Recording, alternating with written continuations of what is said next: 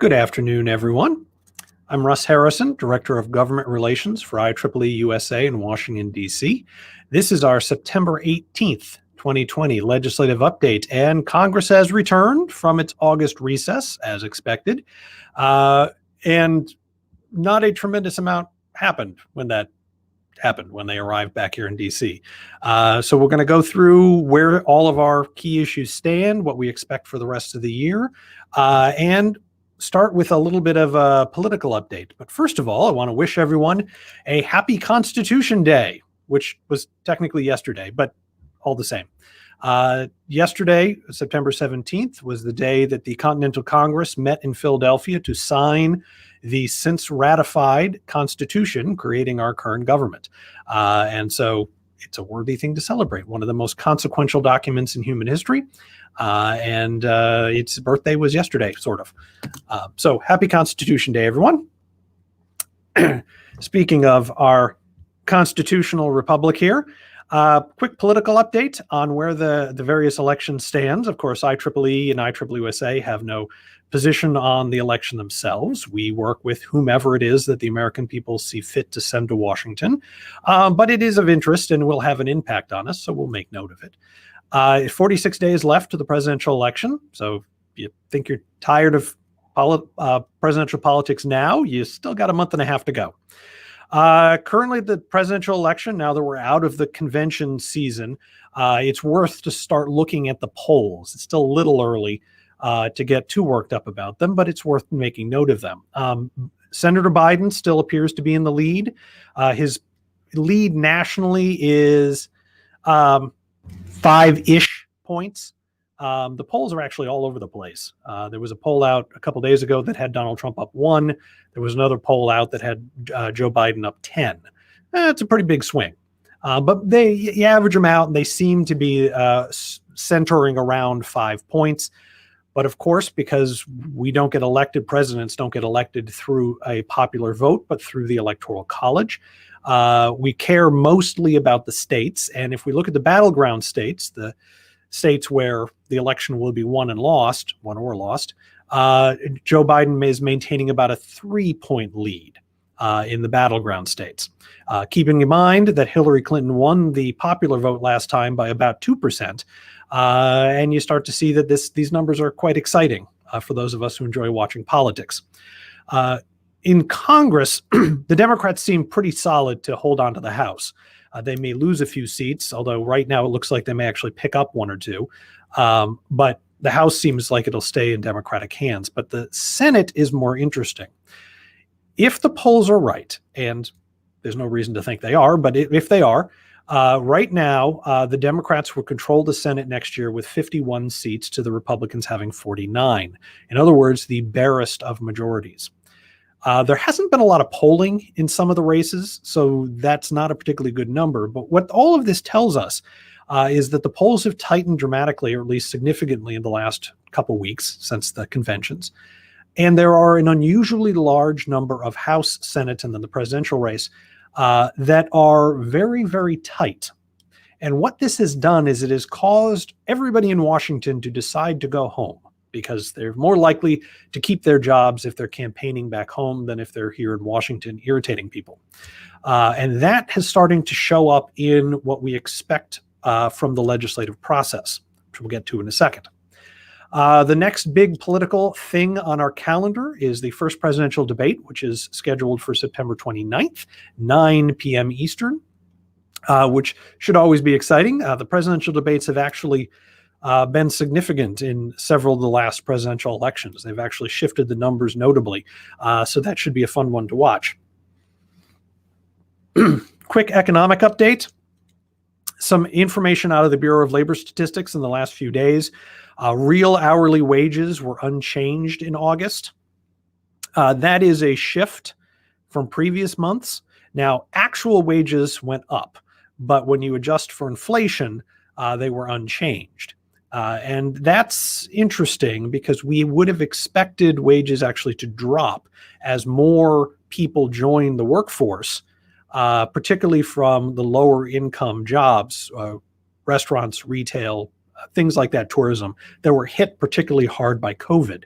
And that didn't actually show up in the data in August, which is interesting. On a more positive note, first-time unemployment claims were down 33,000 last week, which would normally be very, very good, but because unemployment has been so high, it is merely good. Continuing unemployment claims are down almost 1 million. And again, in a normal time, having continuing unemployment drop by 1 million would be astronomically great. But as you can see from the chart up there, these are not normal times. Normally, long-term unemployment is somewhere between 1 and 2 million people. Currently, it's at 12.6 million, which is a lot more than 1 to 2. However, back in May, we touched 25 million, and so we're roughly half of where we were in the worst of the COVID downturn. Now, all of this together is starting to paint a picture which is good-ish. For the last couple months, the U.S. economy has been rebounding dramatically quickly, much faster than anybody expected. It is still recovering, but that recovery appears to be slowing down. And we don't know if it's because, adding back the first 1 million jobs is easy, but each additional 1 million jobs gets harder. And as the recovery continues, it's going to take more effort to get those last jobs back. Or if continuing shutdowns, continuing lifestyle changes as Americans kind of pull back from social engagement, if that's having a lasting impact on the economy, which could be troubling. But overall, economy is still doing better, and we're still pointing in the right direction, so we can be at least a little optimistic about that. So I mentioned a minute ago that Congress is a large number of legislators are facing uncertain futures on November 3rd. And I think it's starting to show up in the COVID debate, and it's starting to show up in the budget debates. Let's talk about COVID first. Last update I gave you, I was cautiously optimistic that Congress would reach a deal on a COVID bill. That is another COVID relief bill. I am much less optimistic about that happening now. From 2-3 weeks ago, a lot of the legislative leaders were talking as if they expected a deal, giving signals that negotiations were moving forward. Everybody was positioning themselves, but the positioning looked like it was positioning themselves for reaching an agreement. They wanted to get the best deal they could. That doesn't appear to be the case anymore. The White House announced this week that, so the big point of contention, or I should say the first point of contention between the Republican COVID relief plan and the Democratic COVID relief plan, is the Democrats would like a bill somewhere in the $3 to $3.3 trillion range, where the Republicans were trying to hold the line at $1 trillion. Now, it used to be that passing a bill that cost $1 trillion was a big deal in Washington, but apparently we do this all the time now, so it's less exciting. This week, the White House let it be known that the president might accept a COVID relief bill that was as much as $1.5 trillion, so going from 1 to 1.5. The Democrats immediately said that wasn't enough. They wanted 3 at least. What's interesting about that is that it looks to me like the White House was positioning itself to look reasonable, whereas the Democrats were positioning themselves to make it clear that the Republicans were being unreasonable. In other words, the response, the president's change in position or shift in position, and the Democrats' response to it both seemed aimed at the general public for allowing them to blame the other side for not getting this done. The two parties remain very far apart. There's a lot of issues on the table that the two parties can't agree on, but the big issue that's driving negotiations at this point is state and local aid. Democrats would like to spend a very large amount of money, giving it basically to state and local governments to cover COVID costs.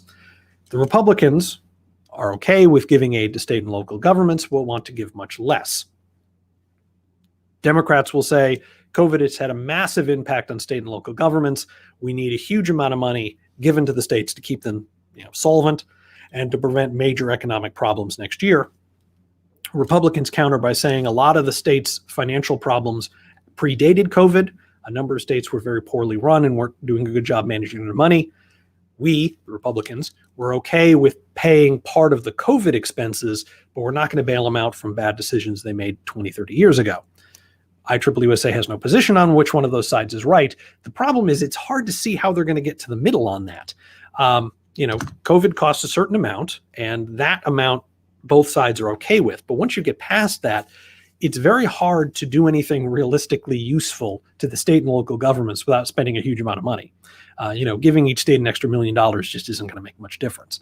And so once you start trying to handle more general budget issues for the states, the number gets big very, very, very fast. And if you want to do other things like small business relief, like perhaps relief for the airlines, which was talked about at the White House yesterday, although I don't think that's actually going to go very far. It's very difficult to keep the number small, which is what the Republicans are fighting for. So it is still possible we could get a COVID relief bill in September. It is possible we could get one in November, but it's less likely that it will happen quickly now as opposed to where we were a week or so ago. Which brings us to the budget, which is actually the opposite of the COVID situation. Fiscal 2021 budget, we apparently have a deal, or at least a tentative one between the Republicans and Democrats on a continuing resolution that would punt the budget until December. So all the parts of the budget will continue getting funded until after the election. The thinking right now is it'll go to December 18th, one day or two, one way or the other, which removes the issue from the agenda until after the election. The CR will apparently be a clean CR. Both Republicans and Democrats have agreed not to put anything controversial on it. There will be some adjustments to the budget, which supposedly be small. We know what a few of those are. They're not in any of our budgets that we know of. But that's that. And the expectation is Congress will come back next week, pass this, and then go home. And then they'll come back a week or so after the election to finish up everything else. And so that's why I'm increasingly skeptical about a COVID deal. Certainly, the CARES Act back in March came together within about a week to 10 days. Congress can move very fast on these things when they want to, but the number of days that they have left to get it done is shrinking very quickly. Our other major legislative initiative, the other major legislative initiative for everybody this year is the National Defense Authorization Act. We had expected conferees to be named to start the negotiation between the House bill, the House version, and the Senate version of the NDAA. That has not happened. It looks as though Congress is going to put off the hardcore negotiating over this until after the election. Staff are meeting and staff are working out some of the smaller issues and some of the details, which will then have to be ratified by the conferees down the road. But there's no conferees named. Now, we know who some of those conferees will be. IEEE-USA has been reaching out to them to argue in favor of the amendments that we like to the NDAA.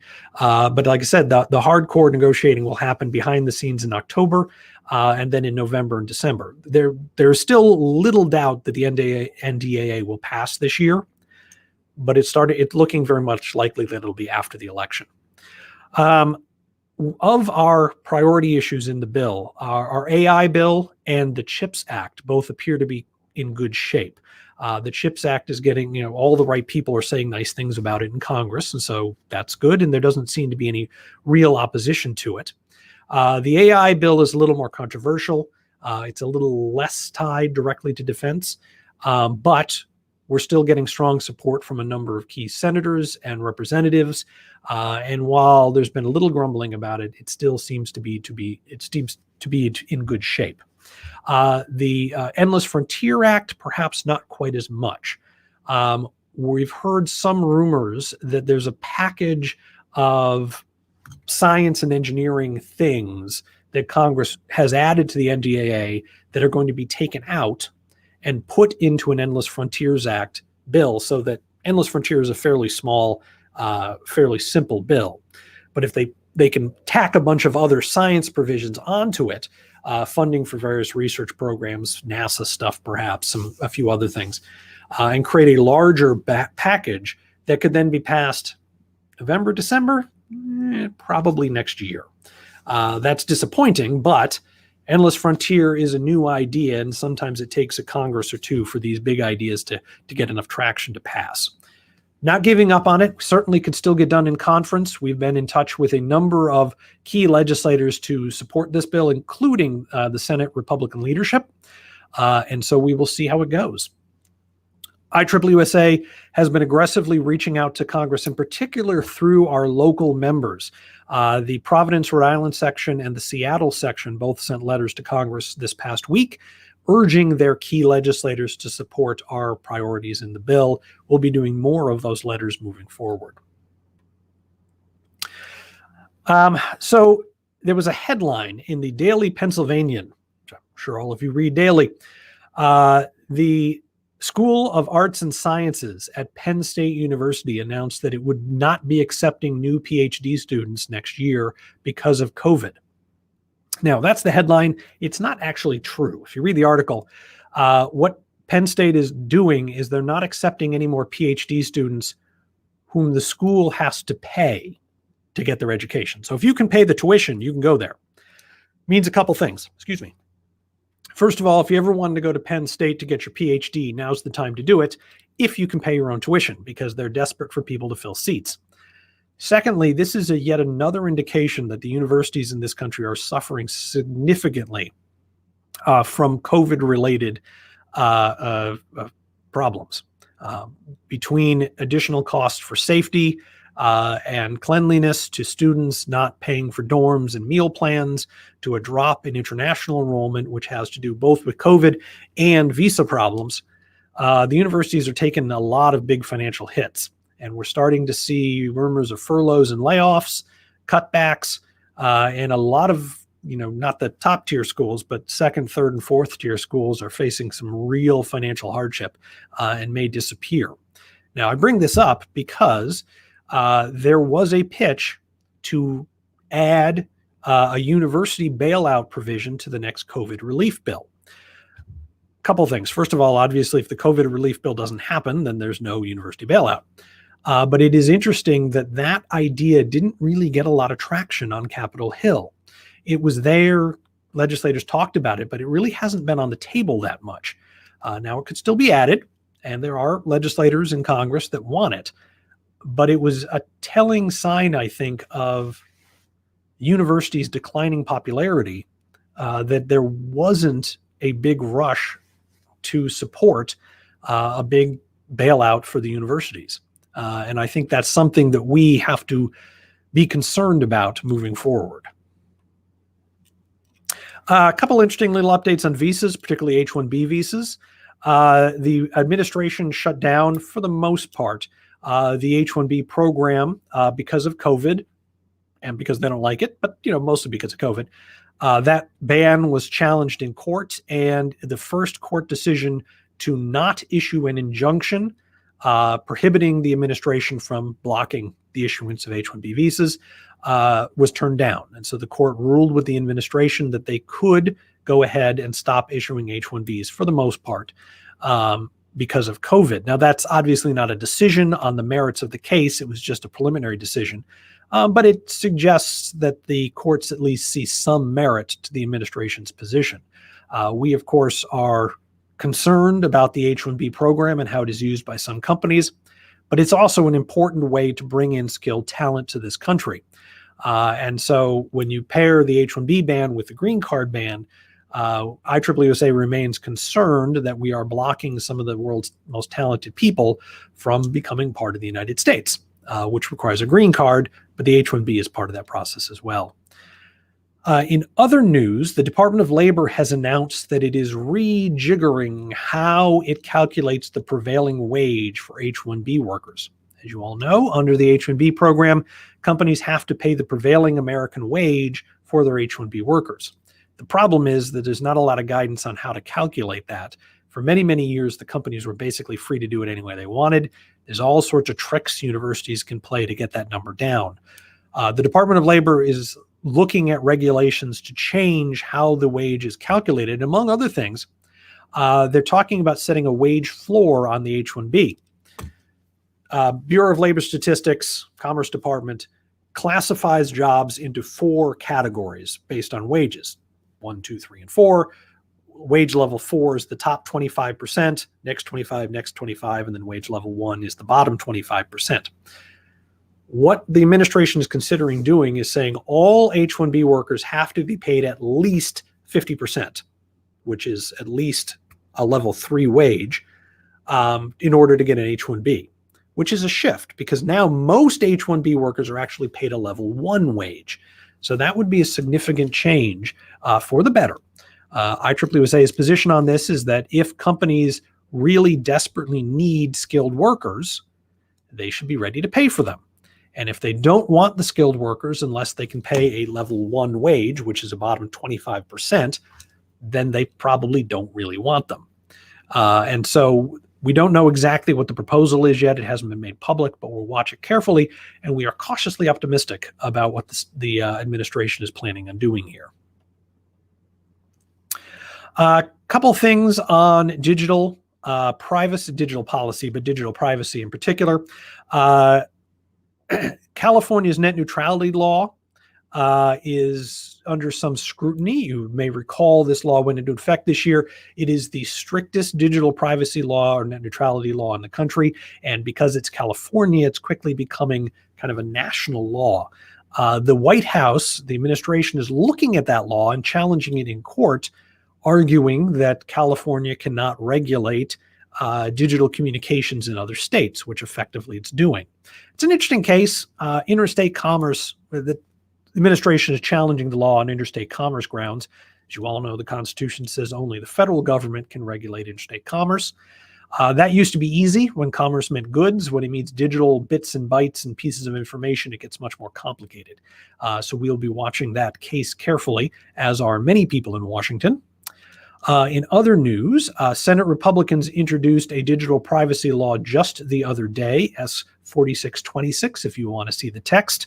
It does a number of useful things. It's not an especially ambitious bill, but it does a number of useful things, giving consumers more access and control over their data, restricting companies' ability to transfer and process data.